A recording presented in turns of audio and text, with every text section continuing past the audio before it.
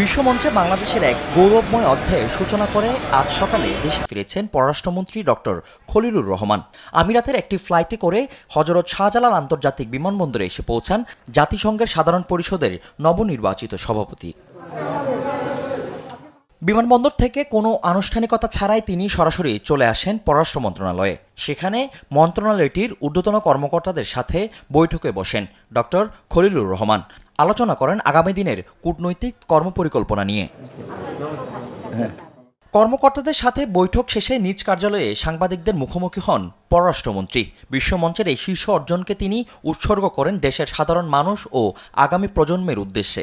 এই বিজয় আমাদের প্রিয় প্রধানমন্ত্রী বিজয়, কারণ তিনি যদি এই সিদ্ধান্ত না নিতেন এবং দৃঢ়ভাবে এবং অবিচলভাবে বিরতিহীনভাবে আমাদেরকে সমর্থন না করতেন, তাহলে এই 10 বছরের রাস্তা 10 সপ্তাহে আমরা অতিক্রম করতে পারতাম না। সাংবাদিকদের এক প্রশ্নের জবাবে তিনি আরও জানান, জাতিসংঘের সাধারণ পরিষদের সভাপতি এবং পররাষ্ট্র মন্ত্রণালয়ের দায়িত্ব একই সাথে পালনের নজির বিশ্ব রাজনীতিতে বিরল নয়।